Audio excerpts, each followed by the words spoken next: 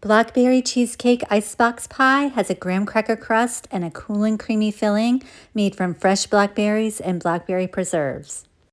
Start by stirring together 2½ cups of graham cracker crumbs, 10 tablespoons melted salted butter, and 3½ tablespoons of granulated sugar.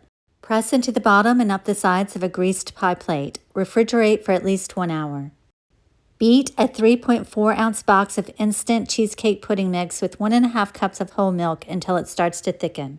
Fold in an 8-ounce container of Cool Whip and then fold in 2/3 cup of mashed blackberries and 1/4 cup of blackberry preserves. Transfer filling to crust and freeze for at least 4 hours.